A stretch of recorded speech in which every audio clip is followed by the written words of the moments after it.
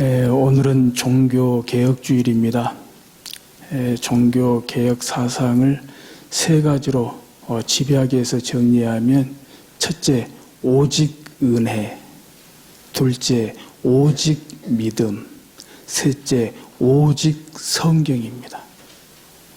사랑하는 여러분, 바라기는 오직 은혜, 오직 믿음, 오직 성경에 우리 매월 공동기도 때마다 기도하는 바대로 종교개혁 정신을 계승하기로 결심하고 결단하는 그런 예배 시간이 되고, 또 말씀을 듣는 시간이 될 수 있기를 주의 이름으로 축복합니다.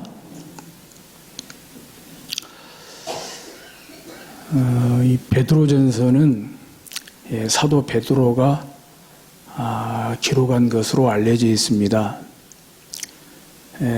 사도 베드로는 주 64년경에 로마 황제 네로 때 생을 마감한 것으로, 즉 순교한 것으로 또한 알려져 있습니다.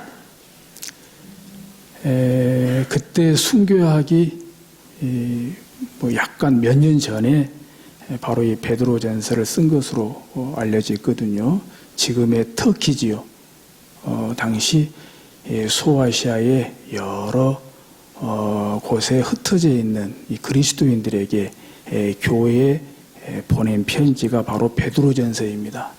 예수 그리스도를 믿는 믿음 때문에 고난받는 교회의 성도의 믿음을 격려하기 위해서, 믿음에 시험 들지 않도록 하기 위해서 이 베드로전서를 보냈습니다. 여러분, 라면 중에 어떤 라면이 제일 맛있습니까? 옛날에는 라면 가지수가 많아봤자 한두 가지였는데, 언제부터인가 라면 가지수도 수도 셀 수 없을 만큼 많더라고요.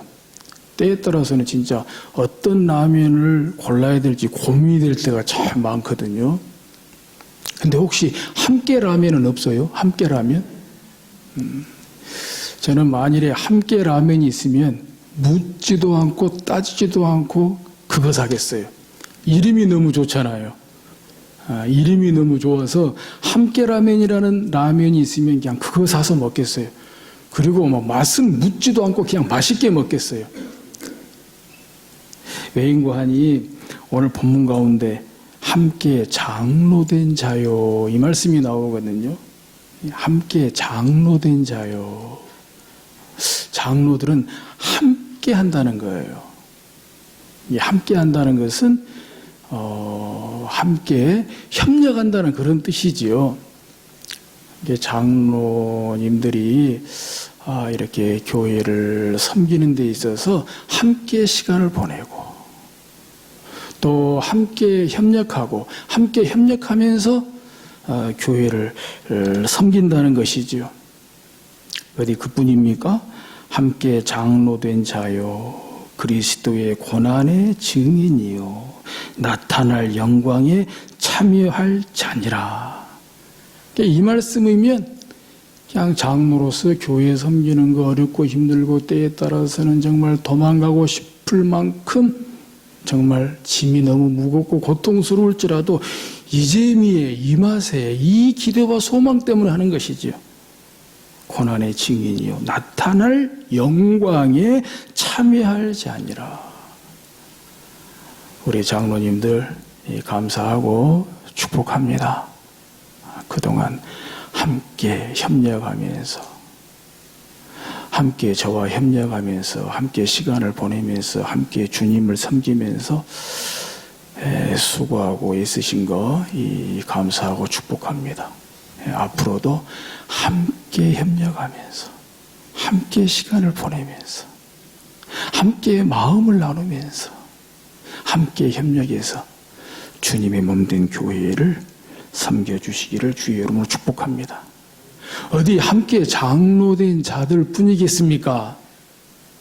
함께 권사된 권사님들, 함께 집사된 집사님들, 함께 성도된 우리 성도님들 다 마찬가지 아니겠습니까? 할렐루야. 우리는 모두 함께 하고 있고 그리스도의 고난의 증인이고 나타날 영광에 참여할 자들인 줄로 믿습니다. 그러면 어떻게 함께 교회를 섬길 것인가? 사실 오늘 본문 2절 3절에서 분명하게 답을 주시고 있습니다만은 정말 우리가 함께라면, 함께 협력한다면, 함께 시간을 보내고 함께 마음을 나누고 함께 교회를 섬긴다고 하면 굳이 2절 3절에 대답을 주시지 않아도 어떤 것은 하지 말아야 되고 어떤 것은 해야 되는지 바로 답이 나오지 않겠습니까?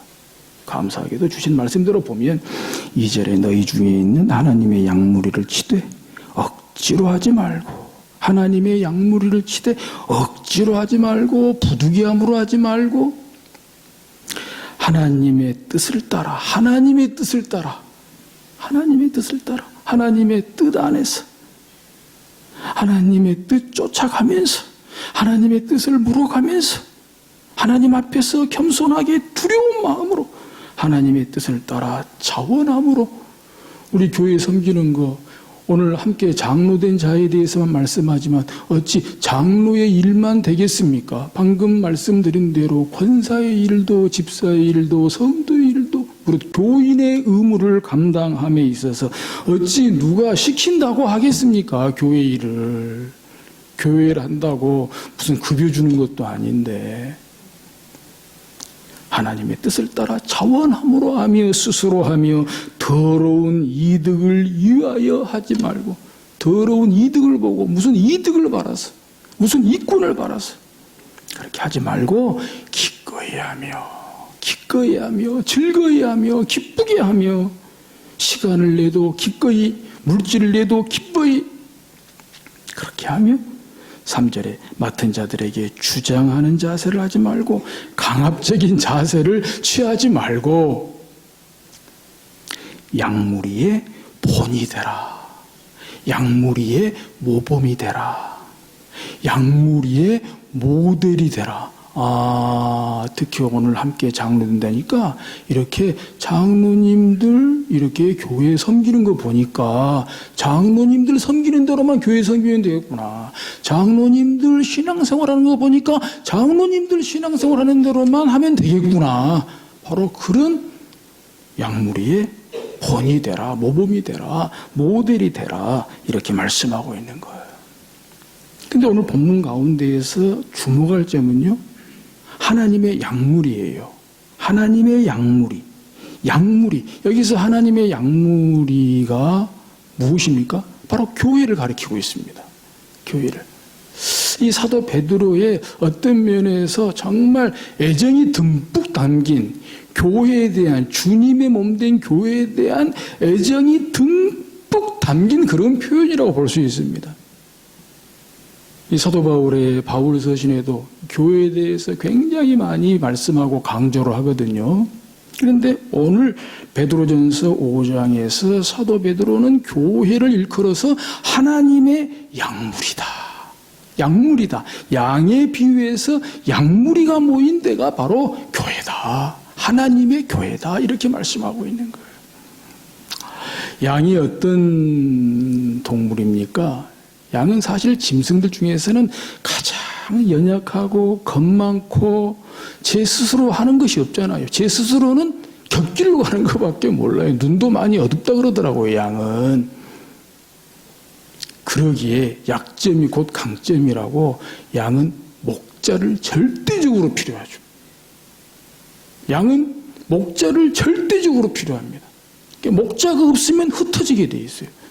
목자가 없으면 바로 사나운 짐승에게 이렇게 먹힐 수밖에 없는 거죠. 그렇기 때문에 죽기 살기로 목자를 찾고 죽기 살기로 목자를 따라다니는 거예요. 그래서 목자만 있으면 시편 23편 1절 2절에 말씀하잖아요. 다윗의 시편 가운데 여호와는 나의 목자시니 내게 부족함이 없으리로다. 그가 나를 푸른 풀밭에 누이시며 쉴만한 물가로 인도하시는도다. 푸른 풀밭에 누이시며 양이 푸른 풀밭에 눕는다. 이거 절대 예사로운 일이 아닙니다. 왜냐하면은 이런 광야에서 벌판에서 사실 그런 벌판의 풀밭에 누울 수 있는 짐승은 사자나 호랑이밖에 없습니다. 우리 동물의 왕국도 보지만 그 말들이나 사슴보수에 전부 서 있습니다. 먹이를 먹어도 서 있고 쉬어도 서 있고 서 있다가 뭔가 사자나 호랑이나 어떤 맹수의 위협이 있든 바로 도망칩니다.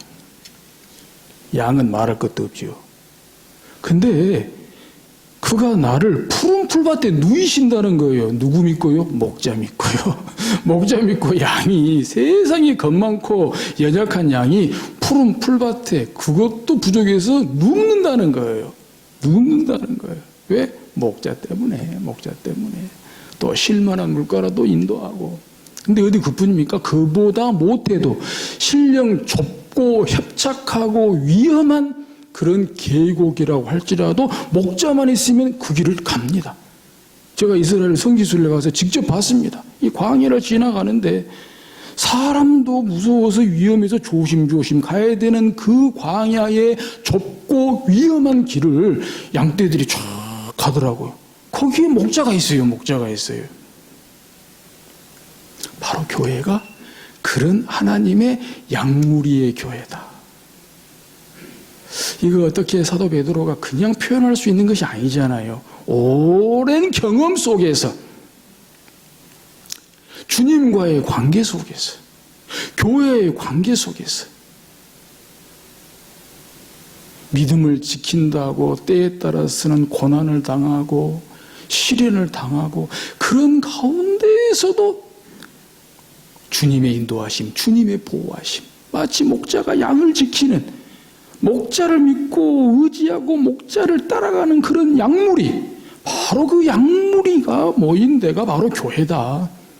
정말 사도 베드로의 그런 신앙 경험이지요. 목회 경험이라고 말씀을 드릴 수 있습니다. 이렇게 사도 베드로 노사도를 이렇게 성격적으로 성품적으로 또 목회 사역적으로 교회를 바라보는 데 있어서 이렇게 따뜻하고 온화하게 교회를 바라볼 수 있는 그런 사건들이 사실 많이 있지요. 처음에 예수님을 따라갈 때 나를 따라오너라 내가 너희를 사람을 낚는 어부가 되게 하리라 말씀하실 때 곧 그물을 버려두고 떠났다. 대단하지요. 또 예수님에 대한 베드로의 신앙 고백이 있죠. 너희는 나를 누구로 하느냐? 주는 그리스도시요 살아계신 하나님의 아들이십니다. 야, 정말 위대한 신앙 고백입니다. 교회 신앙 고백의 표준입니다. 그러나 어디 뭐 그런 일만 있나요? 이 부끄러운 일도 있죠. 감추고 싶은 그런 일도 있죠. 평생 가슴에 지고 가면서 정말 가슴 아픈 그런 일도 있죠. 그 대표적인 예가 예수님 3번이나 모른다고 부인했잖아요. 예수님 3번이나 모른다고 부인했잖아요. 얼마나 그 죄책감이 컸으면 정말 밖에 나가서 통곡하면서 울었다 그랬어요. 통곡하면서 주의 하신 말씀이 생각나서 밖에 나가서 통곡했다 그랬어요. 그것이 그때만 하고 끝났겠습니까? 정말 죽을 때까지 평생에 그거 못 잊고 사는 것 아니겠습니까? 내가 그런 놈이지. 그럼에도 불구하고 예수님 부활하신 후에 예수님 찾아오셨잖아요. 제자들 찾아오셨잖아요. 그리고 대표적으로 베드로한테 물었잖아요. 시몬의 아들. 내가 이 사람들보다 나를 더 사랑하느냐? 예, 제가 주님을 사랑합니다. 네가 나를 사랑하느냐? 예, 주님을 사랑합니다. 네가 나를 사랑하느냐? 예, 주님을 사랑합니다. 그렇다면 내 양을 먹이라, 내 양을 치라, 내 양을 먹이라. 바로 이 말씀을 뼈에 새긴 것 같아요. 내 양을 치라고. 여기서 내 양을 치라는 것은 돌보라는 뜻이거든요. 정말 예수님의 정말 베드로에게는 정말 이 유언같이 주신 말씀으로 들었을 것 같아요. 정말 주님을 사랑한다면 내 양을 먹여라. 내 양을 돌보라. 내 양을 먹여라. 근데 그것 말고도 정말 두고두고 주님의 길을 가면서 십자가의 도를 걸어가면서 또 교회를 돌보면서 교회를 목회하면서 오늘 본문에서 교회를 가리켜서 하나님의 약물이다. 누구나 쉽게 표현할 수 없는 그 편안한 상황이 아니잖아요. 교회가 불안하고 불안정하고 믿음의 그런 위기와 박해와 환난 가운데 있고 그런 가운데에서 교회는 하나님의 약물이다. 푸른 풀밭을 생각하게 하고 쉴 만한 물가를 생각하게 하고 설령 그 광야에 좁고 위험한 길을 간다고 할지라도 정말 아무런 걱정 없는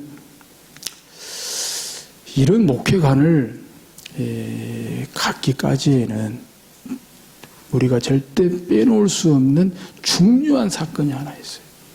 그것이 뭐냐? 누가복음 22장 가운데 보면 제자들이 속없이 서열 다툼을 하거든요. 예수님께서는 십자가에 못 박히실 때가 다 와가는데 제자들은 서열 다툼이에요. 우리 중에 누가 더 크냐? 그때에 예수님께서 시몬 베드로에게 하신 말씀이 한 가지 있어요. 그것이 뭐냐? 누가복음 22장 31절 32절에 보면은 시몬아 시몬아 보라 사탄이 너희를 밀가부르듯 하려고 요구하였으나 그러나 내가 너를 위하여 내 믿음이 떨어지지 않기를 기도하였노니 너는 돌이킨 후에 내 형제를 굳게 하라. 시몬아 시몬아 보라 사탄이 너희를 밀가부르듯 하려고 요구하였으나 제자들은 모르죠. 서열 다툼? 할 수 있지. 서열 다툼? 말이 되지. 근데 예수님께서는 이것을 사탄의 역사로 본 거예요. 사탄의 역사로. 베드로가 예수님을 3번이나 부인한 것도 사탄의 역사로 보는 거예요. 그래서 예수님께서 시몬아 시몬아 보라 사탄이 너희를 밀가부르듯 하려고 하였으나 그러나 내가 너를 위하여 내 믿음이 떨어지지 않기를 기도했다. 너는 돌이킨 후에 내 형제를 굳게 하라. 그래서 오늘 본문에 이렇게 교회에 대해서 흩어진 교회에 대해서 하나님의 약물이라고 누구나 쉽게 아무 때나 할 수 없는 어떤 시련과 고난 가운데에서도 교회는 편안하다 이거예요. 교회는 주님 안에서 주님의 평안이 있다는 거예요. 주님만 있으면 된다는 거예요. 바로 이런 목회자로 서기까지 이런 주님의 마음을 담기까지에는 예수님을 따라다닐 때부터 이런저런 영욕의 역사가 있지만 그 가운데에도 이 누가복음 22장에 나와 있는 주님의 기도가 있었다는 거예요. 사탄에 떨어지지 않도록 사탄의 미혹에 넘어가지 않도록 우리 주님의 기도가 있었다는 거예요. 이것을 진짜 주님께로부터 받은 유언같이 알고 어떤 가운데에서도 교회를 지키고 교회에 평안을 끼치고 교회에 은혜를 끼치고 교회를 축복하게 되었다라고 하는 것입니다. 은혜가 되지요. 은혜가 되지요. 우리 아는 바로 사도 베드로가 전승에 의하면은 마지막에 순교할 때 십자가에 거꾸로 매달려 죽었다고 전해지고 있습니다. 사도 베드로 그렇게 원했다 그러자죠. 나는 십자가에 똑바로 매달려서 죽을 자격도 없다. 그러지 나를 거꾸로 매달아 달라. 사실 더 육체적으로는 고통스러운 거 아니겠습니까? 정말 피가 거꾸로 솟는데. 근데 왜 그랬을까 한번 생각해 봤어요. 왜 그랬을까? 일단 물리적으로 봐요. 십자가에 똑바로 이렇게 매달리면 예수님의 성화에서도 보지만은 마지막 죽을 때는 고개를 떨구게 돼 있습니다. 그죠? 십자가에 똑바로 매달리면 마지막에는 고개를 떨구게 돼 있어요. 근데 거꾸로 매달리면 자기 의지하고는 상관없이 고개를 쳐들게 돼 있습니다. 저는 여기에 제가 좀 감정이입을 해서 왜 사도 베드로가 거꾸로 매달리기를 원했을까? 그가 젊고 혈기 있고 의지적이고 열정적일 때 자기 의지대로 막 주님을 사랑한다 그러고 주님을 지켜준다 그러고 다른 사람은 몰라. 나는 주님이 뭐 감옥 가면 감옥도 가고 막 이런 소위 가고 맹세했잖아요. 근데 못 지켰잖아요. 결국 배신했잖아요. 배반했잖아요. 근데 마지막 죽을 때라도, 아니 마지막 죽을 때만큼은 내 의지로는 고개를 떨굴 수밖에 없어요. 십자가에 똑바로 매달리면 고개를 떨굴 수밖에 없는데, 십자가에 거꾸로 매달리면 나의 의지와 상관없이 고개를 쳐들고 죽을 수 있다는 거예요. 즉 하늘을 바라보고 죽을 수 있다는 거예요. 주님 바라보고 죽을 수 있다는 거예요. 죽을 때만큼은 어떤 경우에도 내 의지와는 상관없이 내 마음의 주님, 내 마음의 주님, 내 사모하는 주님, 나를 사랑하시되 끝까지 사랑하신 주님, 나로 사탄에 떨어지지 않도록 나를 위해 기도하신 주님, 내 의지와는 상관없이 죽을 때만큼이라도 하늘 바라보고 주님 바라보고 저천성 향하여 죽겠다. 그런 마음의 간절한 소원과 결연한 의지가 있었던 것이 아닌가 한번 감히 생각을 해봅니다. 사랑하는 성도 여러분, 오늘 말씀 가운데에서 참 함께라는 말이 그렇게 마음에 와요. 함께 장로된 자, 더불어 함께 권사된 자, 함께 집사된 자, 함께 성도된 자, 하나님을 아버지로 모시고 사는 하나님의 가족 공동체로서, 하나님의 가족 공동체의 성왕교회로서 하나님이 기뻐하시는 우리의 믿음이, 우리의 섬김이 훗날, 아니 지금 하늘에서 해와 같이 빛나는 그것이 우리에게 위로가 되고 우리에게 격려가 되고 우리에게 소망이 될 수 있기를 주의 이름으로 축복합니다.